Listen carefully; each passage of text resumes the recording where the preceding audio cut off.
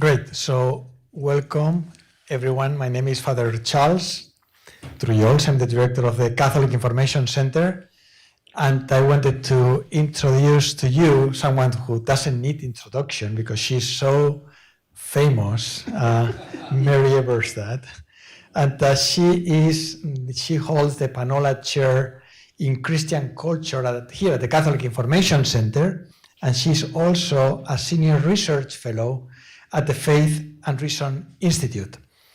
Mary Eberstadt is an American writer, and she's written about many, many topics, and she's been read by so many people.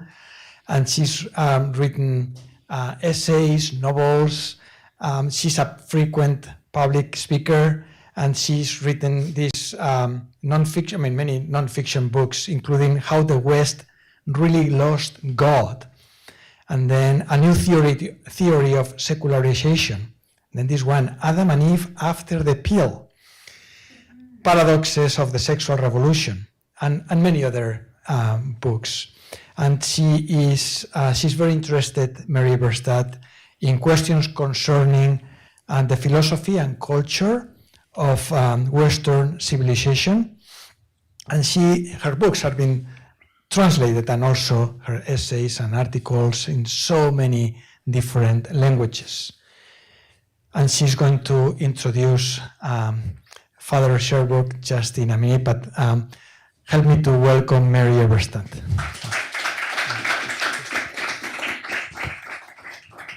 Thank you, Father Charles. It is wonderful to be back at the CIC and to enjoy another stimulating evening together. I'm absolutely delighted that our friend, Father Sherbrooke, is here tonight, and you'll be hearing more about his critical work in London and elsewhere, and also about the way we met. I was introduced to Father Sherbrooke by our mutual friend George Weigel 12 or so years ago when I was researching the book How the West Really Lost God. And so we got together in London, and I saw his parish that you will be hearing about, and met his late dog Ambrose, who went everywhere with him, including to Mass. And we were able to keep up over the years and have a wonderful friendship. And I'm just delighted to be able to share some of his insights with you tonight.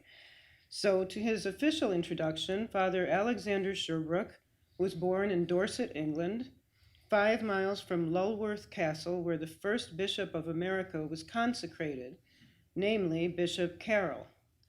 He was educated at Eton College from 1971 to 1976, and then at Edinburgh University until 1982. He entered the venerable English College, Rome, where he was a seminarian from 1982 to 1988. He was then ordained for the Archdiocese of Westminster. He has served at St. Patrick's, Soho, London, for the past 21 years. Presently, he's on sabbatical until the end of December, traveling the world on pilgrimage, listening, learning, and reading more. And I'd like to read you just a bit about his parish in London and then turn the floor over to Father Sherbrooke for more details. Many Americans have come to know of the work of Father Alexander Sherbrooke in his 2 decades as pastor of a wondrously active Catholic church in the heart of London's frenetic Soho. With its mission to evangelize the postmodern world by means of the real presence of Christ in the Eucharist, St. Patrick Catholic Church is known as an energetic hub overflowing with London's spiritually hungry young adults who come for sacraments, prayer, intellectually engaging programs, and opportunities to serve London's poorest of the poor. Central London has the highest population of homelessness in the United Kingdom, and Father Sherbrooke has offered care and opportunities of physical and spiritual nourishment to people experiencing homelessness through open houses, meals, and socials, such as their Sunday movie night, and opportunities for prayer. Father came to the attention of many U.S. Catholics through George Weigel's 2020 essay in First Things about St. Patrick's and their extraordinary pastor. And with that, I'd like to welcome Father Sherbrooke to the CIC.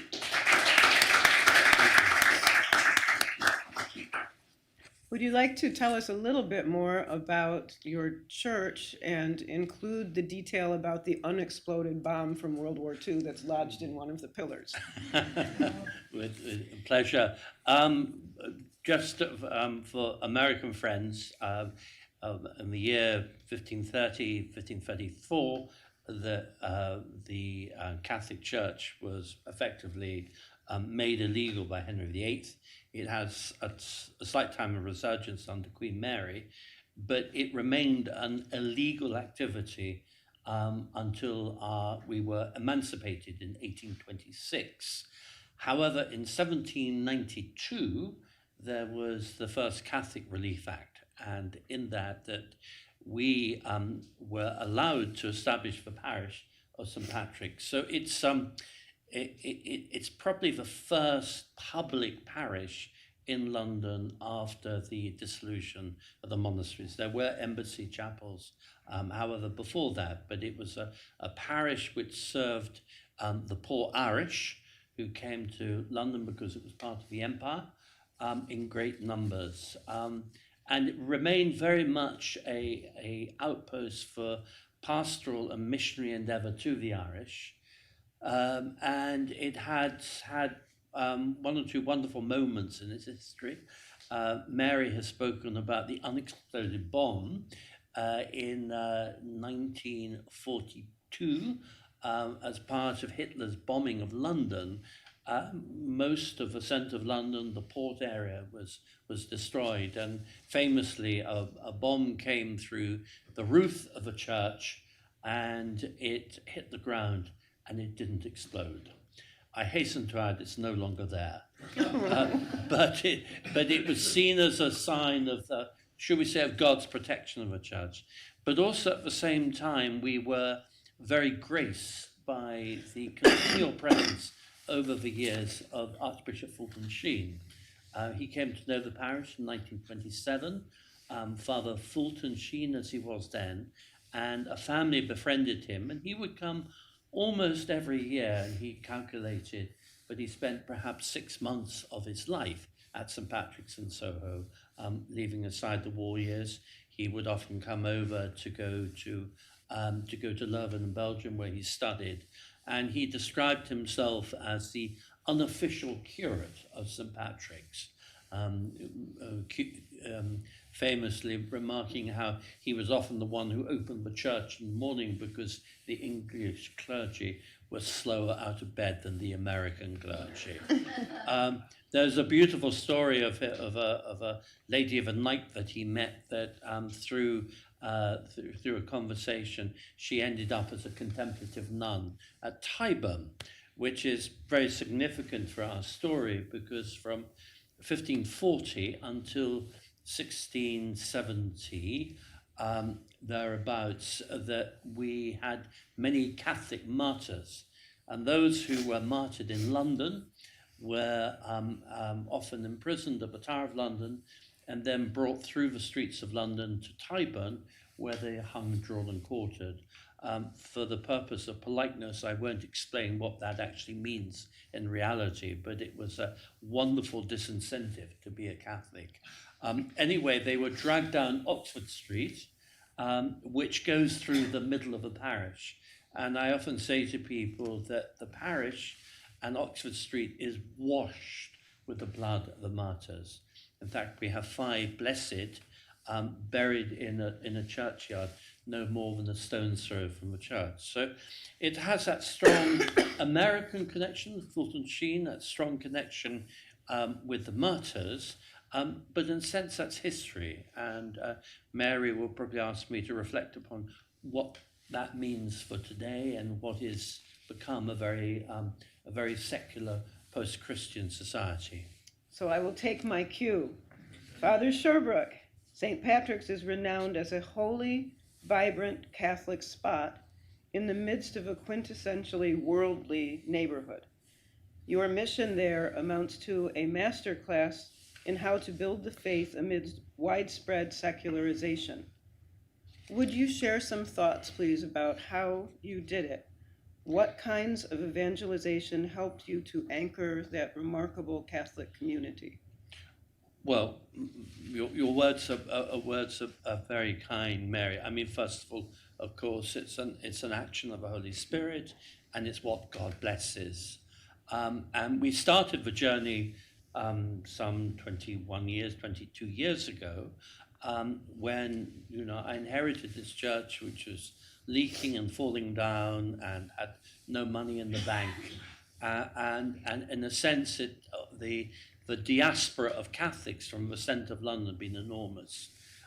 So, for instance, our parish school at one time would have had 400 children in, and it was closed in the 1970s because no children remained. So the residents of the city have moved out, a church with no money, a church which was broken, what to do with it. And obviously it was a very valuable property, and many would say, well, flog it and spend the money elsewhere. But anyway, so we started a very simple journey, and it was simply Eucharistic adoration. I said to the few parishioners, a few friends, look, we need to go onto our knees and we need to ask the Lord to lead us in how he wants to use this place, indeed whether he wants to keep it open. So through a process of Eucharistic adoration and the discernment that flowed from that there were various things which became really very manifest. First of all, it's an area of London which is full of, should we say, economic activity. It's full of theatres, restaurants, there's a lot of money on the streets, but it's also an area of mass entertainment, traditionally a lot of prostitution, red light area, and now really the homosexual centre of London. So a lot of money, a lot of activity, but also a lot of homelessness.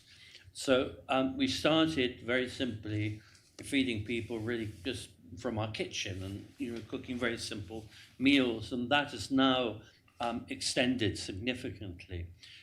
Secondly, we set about trying to establish perpetual adoration and having the Lord adored many hours during the day and also in the night.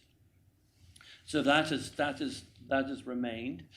And thirdly, we formed very ambitiously what is called a school of evangelization, where young people would come for 9 months, and they would live a year of discernment, of evangelization, formation of faith, street work, working with the poor.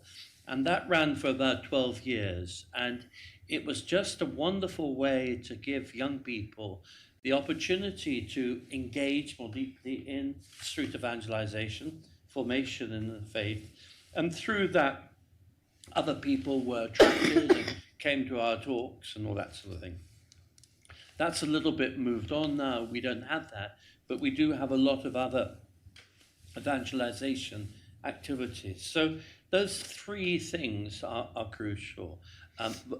Solidarity with the poor, Eucharistic adoration, and the exposition of the faith, the explaining of Catholic truth, which of course is very much generic for a place like this. And that in many ways sort of came into a sort of fruition, I suppose, during the pandemic, and that was a very special time for us, which I'd be happy to share if Please happy do. to go. Well, it's a beautiful story, and I will go to my grave remembering it and thanking God. I mean, all of us were affected by the pandemic in so many different ways, and we have been feeding the homeless only twice a week, but in considerable numbers, 60, 70, 80 people at a time. And when the pandemic really got a grip, many of the traditional places for feeding the homeless closed down because volunteers weren't able to come in for various reasons.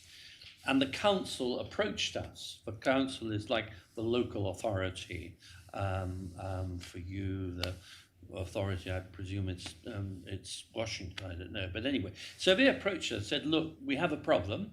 We have many homeless in London. and they've increased because of the pandemic, because the whole black economy collapsed and there were many more people on the street. So they said to us very simply, will you please feed this number of people? And they asked us to do it 7 days a week, twice a day. And I said, okay, I'll go away and we'll pray about it. And it was on the feast of St. Joseph, the 20th of March. And we gathered, we fed the homeless and washed up, and they went away. And it was a terrible evening. There was a real sense of darkness, of menace. Imagine a city, I'm sure you do, cities of that time, suddenly going from much activity to no activity, and various miscreants come out into the streets and start causing trouble. So it was a very dark time, and we gathered around the statue of St. Joseph, who decorated it beautifully, and we simply prayed for discernment. What do you want us to do, Father in heaven, to answer the council's request? And the answer came very clearly: yes, we will do it. We will provide the volunteers. We will get the food together, on condition that we can carry on the sacramental life of the parish. So I said rather mischievously to the council, the answer is yes, on condition that I can bring what I called our religious paraphernalia onto the street. Religious paraphernalia. So, of course, I said, that's fine. I had no idea what I was talking about. But what it meant for us is that every day we fed twice a day, for 7 days initially, feeding about 400, 450 at a time. And every day before we started feeding, we would process with the Blessed Sacrament. We put an altar onto the pavement. We had adoration. We had Lectio Divina, Divine Mercy, Our Lady, confession, and then we fed the people, and at the end we did solemn benediction. Blessed Sacrament was processed back into the church. So the sacramental life of the church, in a sense, continued with the blessing of the secular authorities on the street. But what was so powerful about it, for me as a priest, is that this was where the Anawim of London, in a sense, were nurtured and cared for. You know that beautiful expression of Therese of Lisieux, that God writes straight lines with our crooked lines. And it was an extraordinary moment when God allowed this to happen and made it happen. And the poor, and in a sense, living the pandemic through the eyes of the poor was very beautiful and powerful, because they saw it in a very different light. They had a very different perspective on it. They were very, shall we say, unsympathetic to the message of government, central and local government. They thought it was, they didn't take it perhaps as seriously as most people did. And of course it was a time when they were the center of our attention. The center, everything centered around them. And I just remember one occasion, I don't know what your policemen are like, but our policemen are traditionally called bobbies, okay? Probably after Sir Robert Peel, who founded them back in the 18th century. And he said, there was this typical London bobby, and big helmet on, and big muscles and shoulders. And he looked on this sort of, all these people, we have a square in front of a church, and that there were sort of people that you would not allow across your front doorway. They were kind of homeless, drug dealers, everything. And he said, I see all these people, Father, and they're so well behaved. What do you do? And I must confess, I said sort of somewhat timidly, well, of course, where we treat them very carefully and we show them a great courtesy. But of course, the real reason was that our sweet Lord Jesus is in the middle, in the monstrance, and there he is present, surrounded by the anawim of London. So it was an extraordinary time, but in the sort of way that God had prepared us for this, because we did an enormous fundraising operation some 10 years before, and we made this really state-of-the-art soup kitchen area with beautiful kitchen facilities. And I think some people might have said, well, why did you need all that space? But of course, when the pandemic came, if you imagine feeding 400, 500 people is a lot of kitchen work. And they had a full meal, tea, coffee, etc. So in a strange sort of way, but God knew that the pandemic was coming, and he had prepared us for this. And I think also what was very, very significant was that the and all of us will have different thoughts and reflections upon this, but there was something very menacing about the pandemic. It wasn't a walk in the park. It wasn't a nice time. There was a lot of very negative stuff going on. The way that central government propagated the whole feeling of fear. You kill your granny if you kiss her. All those terrible messages. And of course, people became very fearful. Now, what does the gospel say? It says, "Do not be afraid," and it says many, many times. And I do think that there was a menace about in that time, and it was the poor who really taught us how to live that time. So that's another part of a journey, Mary. Yes. So, thinking back to our very first conversation when we were talking about secularization, made me want to ask this. That we live in a moment when some people of faith, at least in the West, are losing heart. We are surrounded by Jeremiads, lamentations about cultural dissolution, and for good reason, because some features of our societies are indeed in decline. Plummeting rates of marriage, plummeting rates of birth are two of the most obvious signs. So, Father, you've done a lot of work with young people, as the CIC does, as Father Charles does. And what I'm wondering is, what do you think is keeping many of them from making commitments, from discerning vocations? And how can other people help them on that journey? I think the first thing is that we always have to do a little bit of a deconstruct because of the Atlantic. That you may be anxious about the state of things here in America, but believe me, you have a much more vivacious, attractive, growing Catholic population than we do really throughout Europe, but certainly in Britain. We're a much smaller church than you. We're less than 10% of the population, and we have had,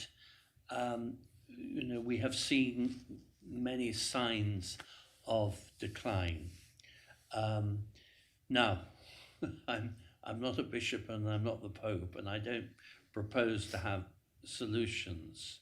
But I suppose what one can say is what do you notice for young people as they want to make that journey into the fullness of truth? I think the greatest tragedy for us has been the breakdown of marriage and family. Most priests of a certain generation will always stick up their hands and say, yes, I was an altar server. Yes, I had a solid Catholic family, or I had solid parents. Yes, I went to a good school. I had good friends. That is no longer the case. That in many ways for us has disappeared. So the traditional places of nurturing of vocations, of marriages, of vocations, the religious life just are not there. I suppose for myself, and some would say perhaps one is a little bit naive here, but I do, I do hold to it. And one of the things as a parish is that we've had, through our School of Evangelization and other initiatives, that we have had a good steady trickle of vocations to the religious life, to the priesthood, and to good marriages. That life of prayer, that life of Eucharistic adoration, it is a way in which, after the devastation of these years, can recenter us upon God. The call to God, worship God and to love God, to adore him. That's really important. So the love that emanates from the Eucharist. Secondly, the beauty of the liturgy. Liturgical walls fill up an enormous amount of stuff in outer space, and I don't want to talk about liturgical walls.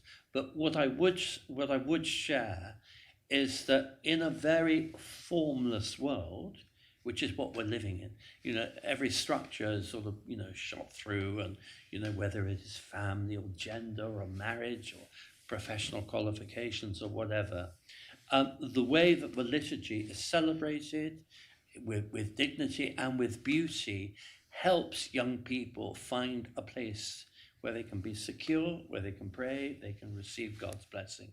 So as a parish, we've always been very insistent upon how we celebrate the liturgy. It's the beauty of that is so important, and thanks be to God, we have a wonderful church now beautifully restored. That's important. I do think also that it's very important to help people to touch Jesus in the poor. And I put it just as simply as that. One of the strongest influences in my life has been the Missionaries of Charity. I was very privileged to, spend considerable time with Mother and with many of her sisters. And in this sabbatical year, I've gone back to Calcutta and, in a sense, reconnected again. She had a very simple message, and it is that Jesus is crying out for our love in the poorest of the poor. And I do believe it's so important to give young people the opportunity of touching Jesus in the poor by giving them opportunities for being volunteers, going on pilgrimages or whatever. It's so simple, it's so costless, but it's very beneficial. I think the last thing I would say, that to have opportunities in which people can hear the wholeness of Catholic truth. They may disagree with it. They may say that, you're out of touch, Father. But the opportunity to hear it, to play with it, to explore it, to understand it, the beauty of truth. So, just thinking of the work of Mary and many people like Mary who are involved in that world, it's so important to give young people the opportunity to hear Catholic truth. And to understand it. So I think all those things would be important, yeah. So we mentioned Jeremiah's laments for what has been lost, but let's change gears. What about the positive signs in the culture today? Do you see any? It's always easiest to focus on the negative, but do you see signs of cultural or moral progress? Because I do, and I'm curious what it looks like on the other side of the pond. Yeah, that's a difficult question. Of course, we have to be full of hope. We have to be full of joy, and I think what I would first of all say is that there is a much greater openness now than there was perhaps 20, 30 years ago. I think as Catholics, we were very angst-ridden 20, 30 years. We were apologizing, we were talking very much amongst ourselves. Whereas now, I think people are very happy to hear Catholic truth. They may not agree with it, but they want to hear it and they want to understand it.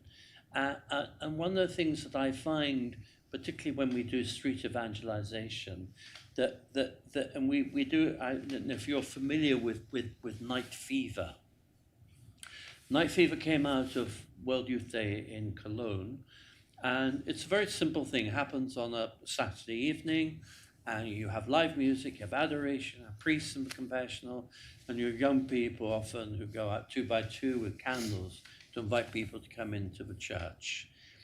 Soho is on a Friday, Saturday night.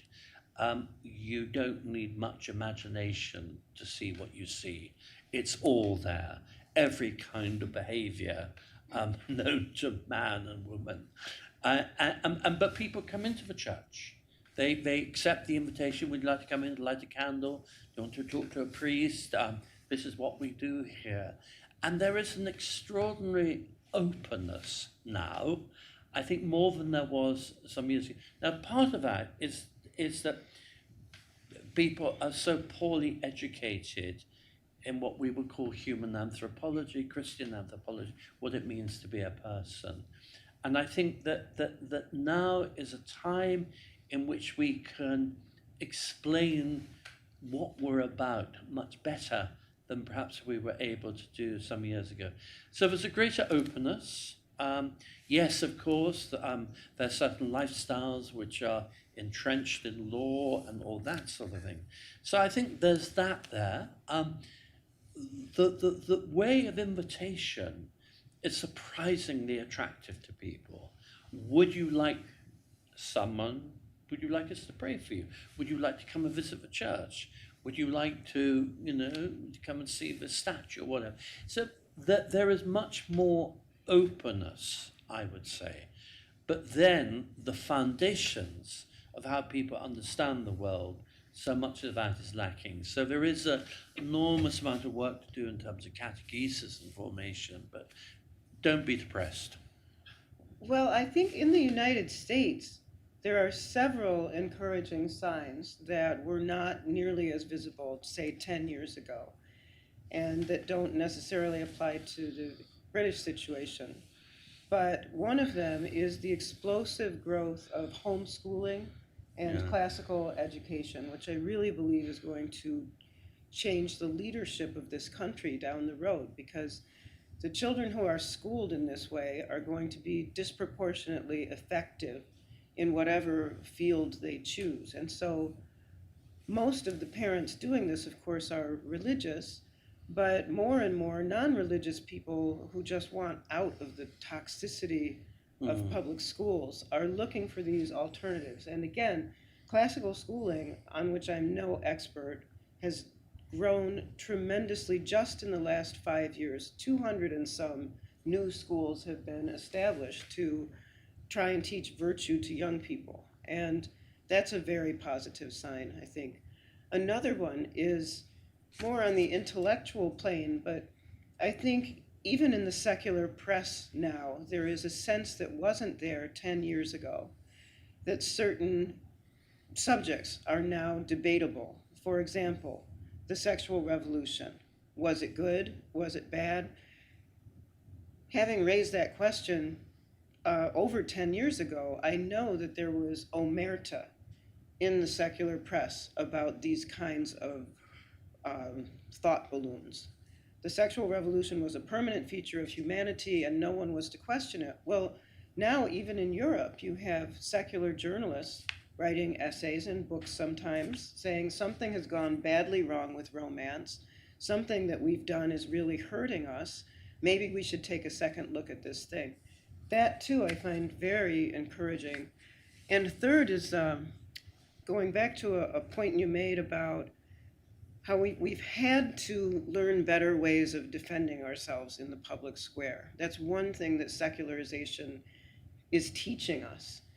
And I saw that in action last week when I was in Poland for a remarkable conference on the family, the third International Congress on the Family and Marriage, which I urge you all to look up because the papers are available in English on the site. And it was 3 days of anthropology, phenomenology, in the case of some lectures, sociology, and a serious deep dive into what the Catholic Church teaches about marriage and sex and family and vocation, and what the secular world has to say about this, which is absolutely nothing. And so the beauty of that Catholic vision came through in presentation after presentation, and is the sort of thing that can't help but bring people in. So my own sense is that the very brokenness out there is generating a reaction, and that reaction is leading some people back into the church. You mentioned the priests, for example. Among younger priests, say under 40, it's now not at all uncommon to find priests who came out of exactly that post-1960s chaos, who knew this kind of rupture in their own families and were led into the church because of it. So it's taken a lot of suffering, but I think the suffering is pointing us in a better direction than we were 10 years ago, let alone 20 years ago. So let's switch gears again. So Father Sherbrooke, as you likely know, the Catholic Information Center is the closest tabernacle to the White House, and we are not exactly oblivious to politics around here, although we are not political. But the election of the Trump-Vance ticket confirmed what many people have been observing for a while now. Populism has been gaining ground in almost every Western nation, and so has the feeling that many of our leaders, or as some call them, the elites, are out of touch with ordinary people. So could you please comment on these thoughts in the British context? What do you think is driving this widespread contest of populism versus the elites? Who's listening? I think it's an absolutely fascinating time. It's very, very interesting.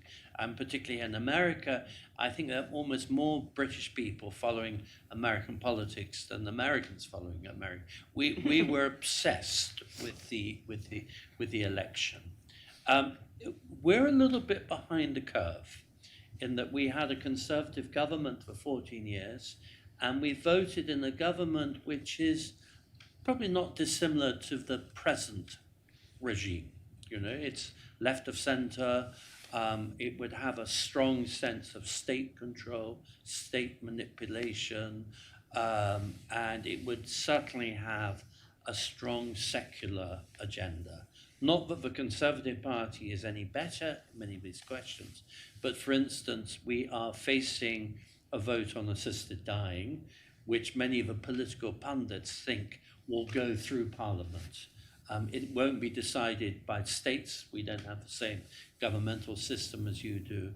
Now that will be a significant line in the sand, and the chances are it might possibly happen.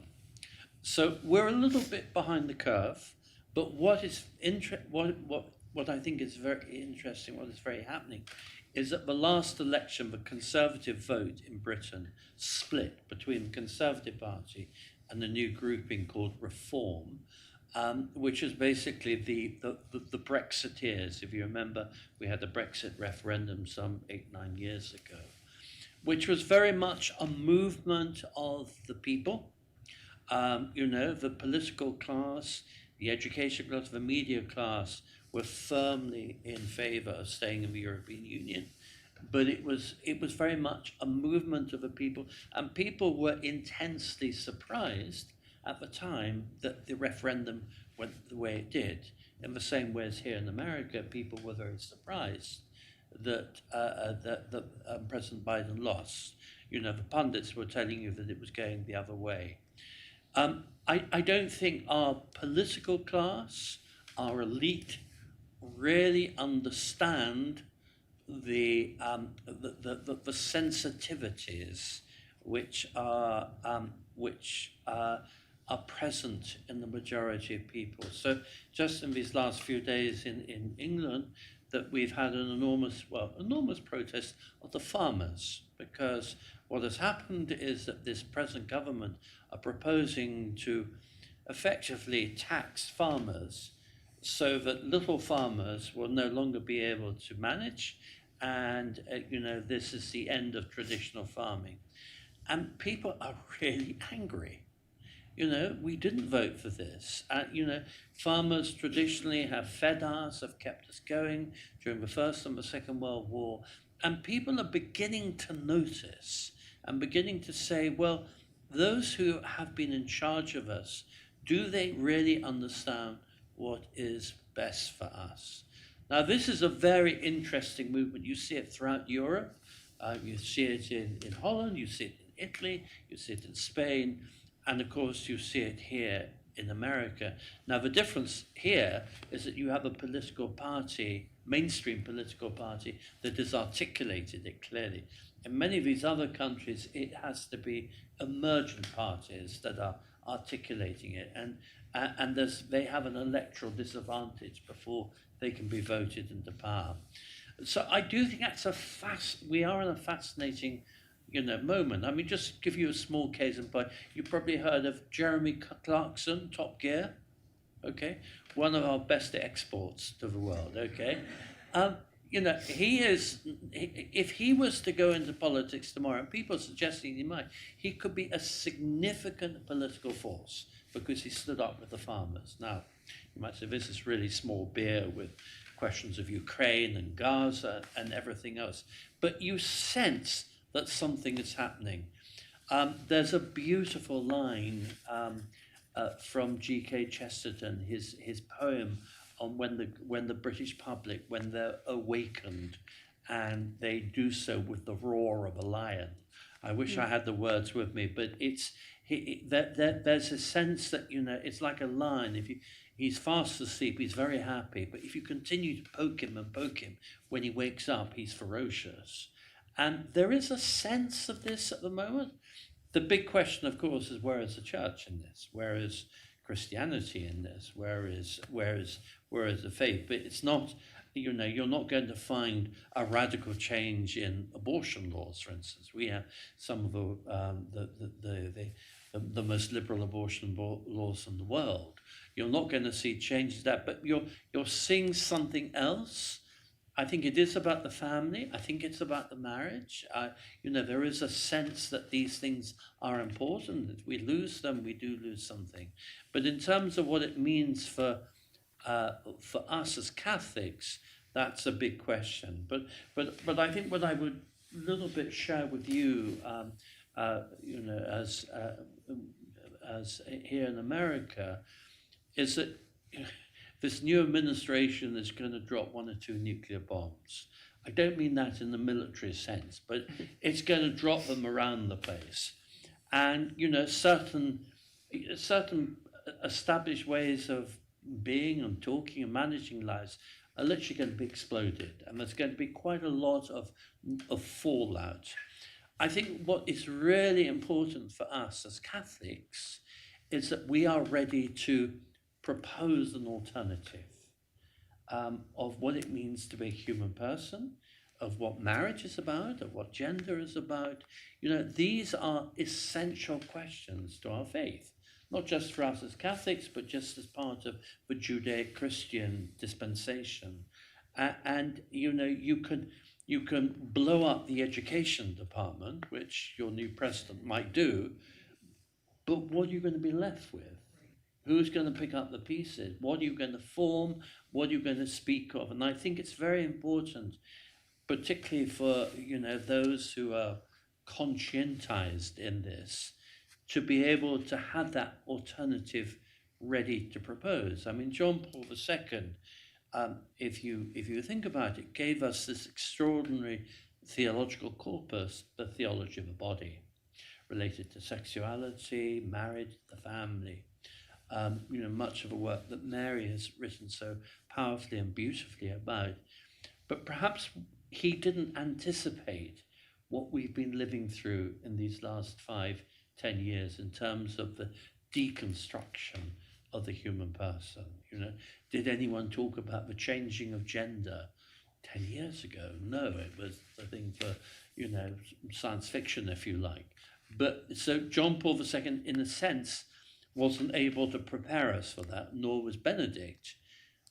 But we are now having to face it. And that's why when you're going to have this enormous turbulence, I would suspect, in your American culture, it's very important that you are ready to propose as being positive and beautiful and life-giving the teaching of Christ. Thank you for that. Amen.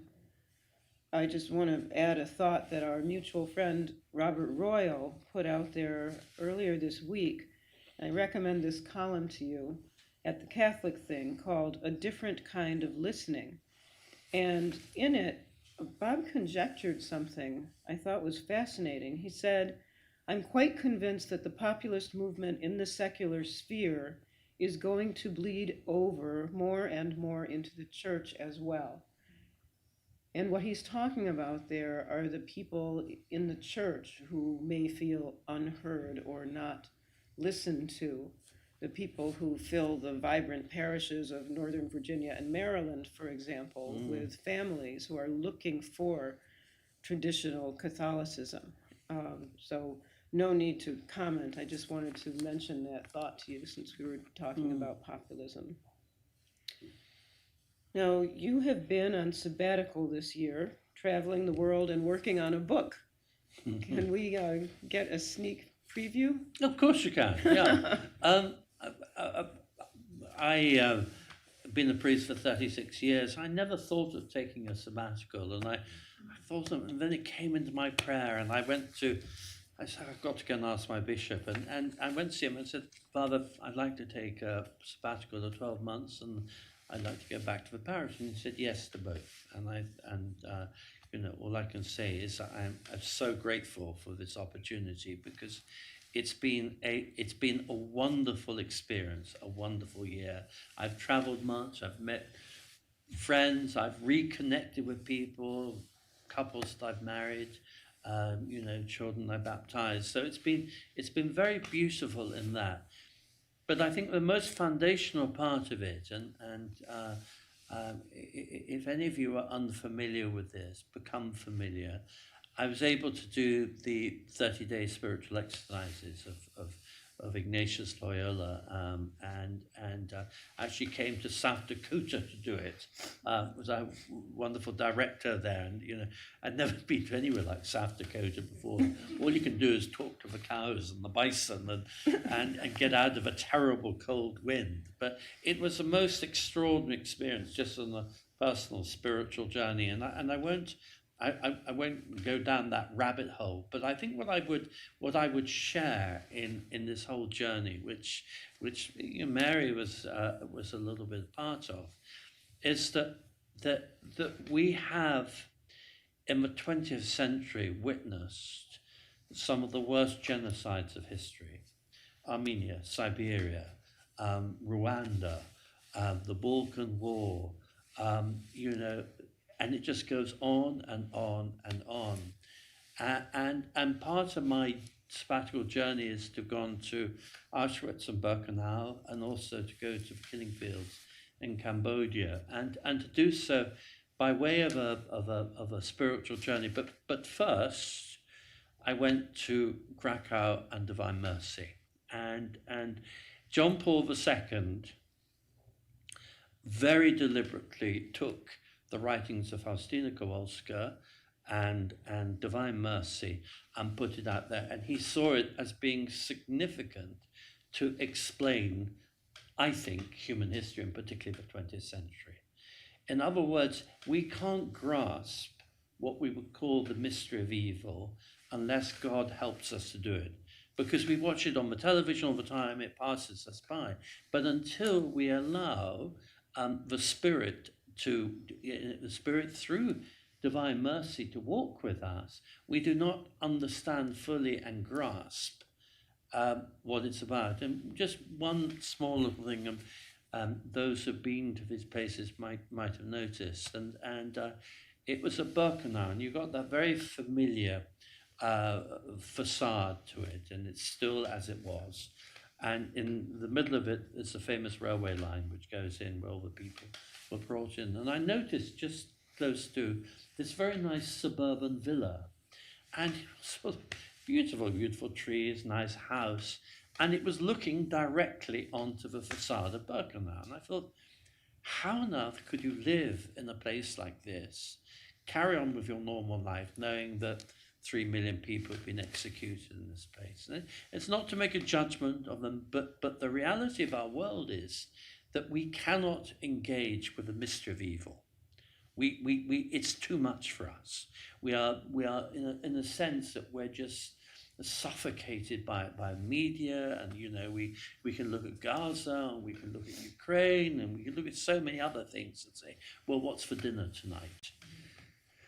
And God has given us very deliberately at this moment in history the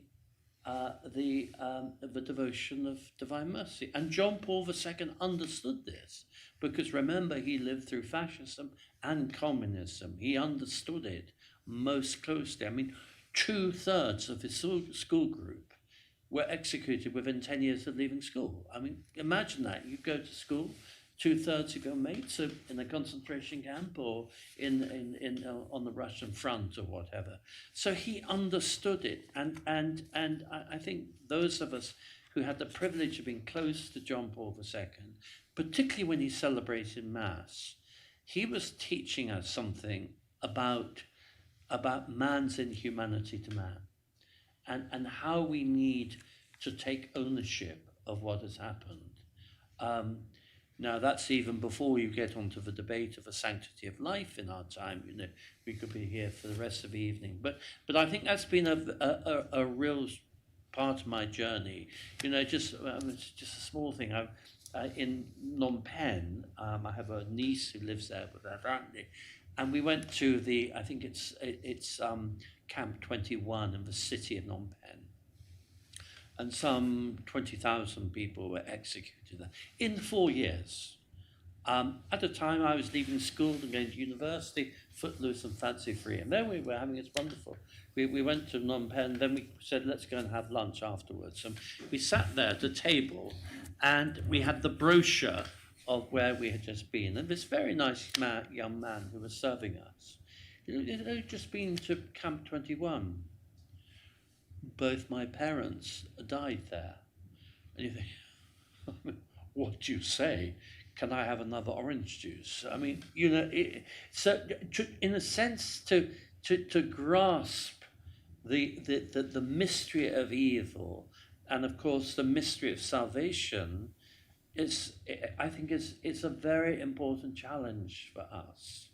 And I suppose that's been so much part of my journey, but it's related to the spiritual exercises, but that Ignatius Loyola had an extraordinary psychological insight into the working of the human mind and what he calls the two standards of good and of Satan. And so if any of you want to do the spiritual exercises, find a good director and do them. Thank you. Well, Yeah. How are we on time? There is one other point I would like to make, because Please. Father is, of course, modest and British, and so we haven't really talked about his remarkable family, but there is a point of connection in the audience this evening, because we have here a distinguished author who is also a distinguished judge, Judge Robert Conrad there, who has written a book on Sir Thomas More and John Fisher. And it's a wonderful book. We had a book event here for him right after its publication. And Father has a connection to Thomas More as well. Well, I am one of many, but I am a descendant of Thomas More. He, as you know, he had more than one marriage, all regular, a lot of offspring, many vacations, and particularly in recusant times. So there is a line of direct line of descendants, which I'm more than happy to have, and it's a very beautiful thing. And what an extraordinary man he was, as was John Fisher. The great thing about John Fisher is he was an intensely modest man, and he was a deeply pastoral bishop. He wasn't one of the glory boys. He was, Thomas More and John Fisher pray for us. Thank you, Father. Thank you for coming. Father, I will ask the first question here. Can you tell us a little bit about something that is a little bit foreign for us? That is the fact that historically in England, and maybe people that you know personally, have had to hide priests in their houses. Anyway, can you tell us a little bit about that? Yes, I mean, from 1540 to 1680, if you were caught as a priest, or if you had in your house articles which would suggest that you were going to celebrate Mass, like chalice and that sort of thing, that could be a treasonable act. You'd be found guilty of treason and executed. Now, of course, the most important thing for the Catholic community was to educate priests, to protect them, and to allow them to move around the country.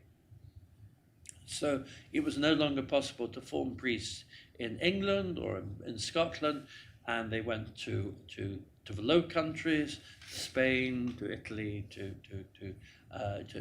Portugal, where many of the seminaries formed priests who came back to Britain, and many of them were caught, captured, and executed. But one of the things that Catholics did is that they went to enormous costs to protect priests. So what you had in many of these houses, which you can still go to, are these priest holes, where priests were literally secreted, so that when the soldiers came looking for priests, that they couldn't find them.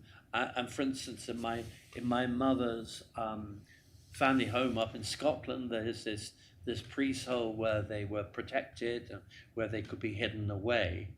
There was, I've forgotten his name, but there was this absolute genius of a Jesuit lay brother who was an architect and a carpenter of extraordinary genius. And you can go and visit some of the priest holes that he made. And he would look at a house, and they're not built in the uniform, and he'd say, "Where can I put the priest hole?" And then he would make it, but they were very small. I mean, I wouldn't be able to fit into one, I'm far too big. But these priest holes you can visit, and they're an extraordinary witness of the fidelity of Catholics. Because for Catholics, they knew in their heart, like Catholics have known in all sorts of persecuted countries, is that the most important thing is the Mass, the sacrifice of the Mass. And you may know that that beautiful book by Eamon Duffy, The Stripping of the Altars, which speaks specifically about how Henry VIII and Thomas Cromwell literally cut off the head of the possibility of celebrating Mass. So altars were smashed, chantry chapels were smashed, and any books which would suggest the celebration of Mass were burned. So, they knew exactly what they were doing, and they were pretty effective in it. But we have many martyrs now interceding for us from heaven, which is in some ways the most important thing. Well, let us hope that Father Charles, who is also an architect, doesn't have to resort to building priest holes. True. Since we started a little late, we could take 2 more questions. Gerard's in the back there, and I'm up here in the front. Any questions? I was just going to ask, when the council came to you about helping the homeless, did they help fund that at all, or did they just trust that you guys would find the funds? A bit of both. But what was very beautiful was that some of you probably had. Did you have furlough here, where the government paid for people to do nothing? But some of our most luxurious hotels in London kept their kitchens open. So one hotel would feed the workers in the hospital, another would feed the elderly, and we had a hotel called a Connaught Hotel, which I'm enormously grateful, who supplied a lot of our food. So it was rather amusing every day outside the church. This big limousine would appear, and these very smart young people with sort of Gucci shoes and shades came out and gave us these great big plastic bags of food, which we then went and heated up and added things to. So, it had lots of little amusing touches like that. But people were fantastically generous, yes, yeah. Okay, well, thank you so much. It's been such a lovely evening. Father, you have Thank you, given us a Angelica. lot of Thank you, Mary. Oh, thank you, Father, and thank you, Mary, and thank you all for joining us, and those who online. I believe we have a few signed up from Edinburgh. So if those great. from Edinburgh or anyone else from this great universe ever are in Washington, D.C., please do come by for our Mass and fantastic talks like this. But thank you so much. And by the way, speaking of hope, we actually have a mini retreat on hope this coming Saturday.